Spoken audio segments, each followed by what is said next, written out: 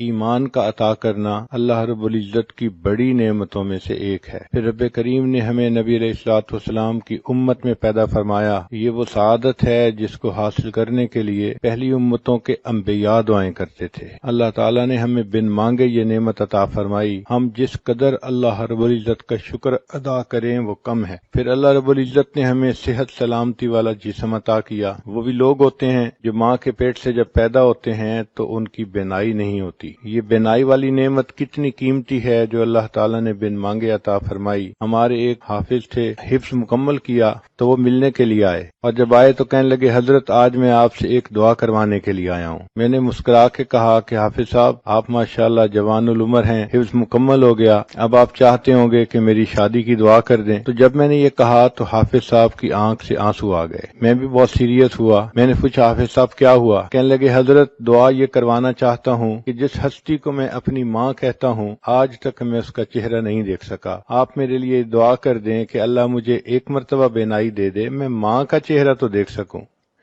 اس وقت احساس ہوا کہ اے کریم آقا، آپ نے ہمیں جو بینائی والی نعمت عطا فرمائی یہ کتنی قیمتی ہے، اور ہم اس نعمت کو مس یوز کرتے ہیں اور غیر محرم کے اوپر استعمال کرتے ہیں۔ کتنے لوگ ہیں جو ماں کے پیٹ سے پیدا ہوتے ہیں اور وہ بچے بہرے ہوتے ہیں، وہ سن نہیں سکتے، اشاروں میں باتیں کرتے ہیں، اور جو بچہ بچپن سے بہرا ہو عام طور پہ وہ گنگا بھی ہوتا ہے، چونکہ وہ سن نہیں سکتا تو اس کی ویکیبلری نہیں ہوتی، وہ بول بھی نہیں سکتا۔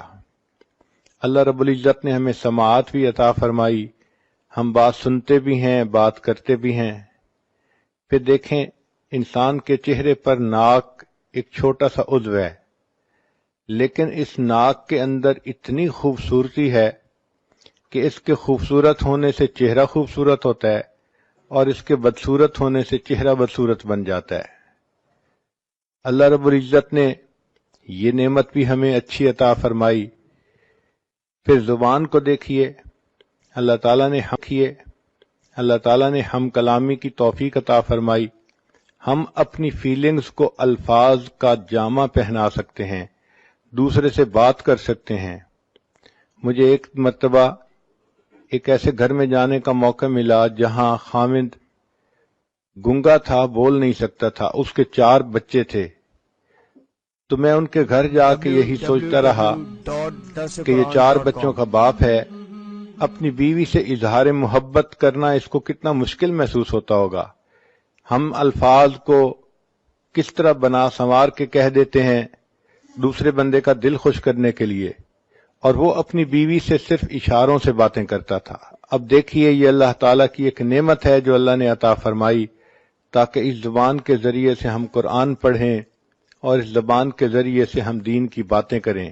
پھر اللہ رب العزت نے ہمیں ہونٹ عطا فرمائے۔ یہ ہونٹ دیکھنے میں چھوٹے سے ہوتے ہیں مگر ان کے اوپر انسان کی خوبصورتی کا انحصار ہوتا ہے۔ اگر ہونٹ بے ڈھنگے ہوں تو باوجود گورے رنگ کے اور باوجود اچھی خوبصورت شکل کے انسان خوبصورت نظر نہیں آتا۔ اگر انسان کے ہونٹ نہ ہوتے تو اس کے دانت یوں نظر آتے جیسا مردہ بکری کے دانت نظر آتے ہیں، انسان کی ساری خوبصورتی ختم ہو جاتی۔ چیز چھوٹی سی ہے مگر اہمیت دیکھیے کتنی ہے۔ اللہ رب العزت نے ہمیں ہاضمے کی نعمت عطا فرمائی، یہ بھی اللہ تعالیٰ کی نعمتوں میں سے ایک بڑی نعمت ہے۔ ایک آدمی کے پاس 100 بھینسیں تھیں لیکن وہ خود بھینس کا دودھ نہیں پی سکتا تھا، اس لیے کہ دودھ کے پینے سے اس کو ایک بیماری ہو جاتی تھی۔ کتنے لوگ ہیں جو لیکوڈ ڈائٹ پہ رہتے ہیں اور سالڈ چیز نہیں کھا سکتے۔ ایک مرتبہ ایک عورت نے مجھے فون کیا، حضرت میرے لیے دعا کریں، میرے معدے میں السر ہے، میں سارے مہمانوں کے لیے اچھے اچھے کھانے بناتی ہوں مگر پچھلے 7 سال سے میں صرف لیکوڈ پہ گزارا کر رہی ہوں، ایک لقمہ بھی میرے منہ میں نہیں گیا۔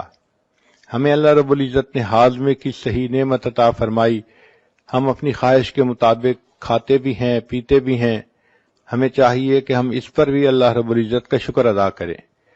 پھر ہاتھوں کی نعمت اللہ نے عطا فرمائی، یہ کتنی بڑی نعمت ہے جس سے کہ ہم دنیا کے سارے کام کرتے ہیں۔ ایک مرتبہ حرم شریف میں نے ایک بندے کو دیکھا، اس کے دونوں بازو کندھوں سے کٹے ہوئے تھے، تو وہ آگے ہی صف میں بیٹھا ہوا تھا نماز پڑھنے کے لیے۔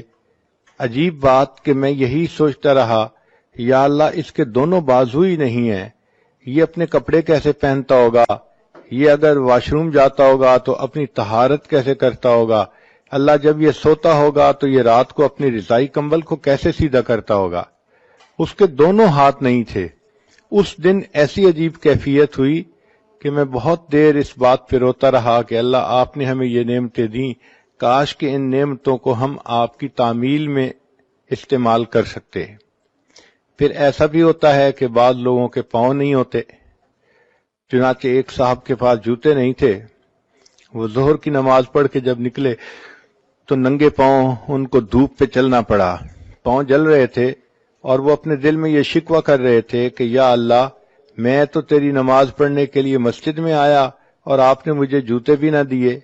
ابھی ان کے دل میں یہ شکوے کی کیفیت تھی کہ انہوں نے دیکھا ایک نوجوان آ رہا ہے اور اس کے پاؤں ٹھیک نہیں ہے، وہ بیساکھیوں کے بل چل کے آ رہا ہے، تو ان کے دل پہ چوٹ پڑی اور انہوں نے یہ دعا مانگی کہ یا اللہ میں تو جوتے کی وجہ سے رو رہا تھا اور یہ شخص تو اپنی ٹانگوں سے ہی محروم ہے، کم از کم آپ نے مجھے ٹانگیں تو دیں۔ تو ہم اس چیز کا احساس نہیں کرتے اللہ نے ہمیں کتنی نعمتوں سے نوازا ہے۔ چنانچہ ایک شاکر انسان کو چاہیے کہ اللہ رب العزت کی ان تمام نعمتوں کا شکر ادا کرے، ان اعضاء کو اللہ تعالیٰ کی فرما برداری میں استعمال کرے، شریعت کے مطابق اپنی زندگی بنائے۔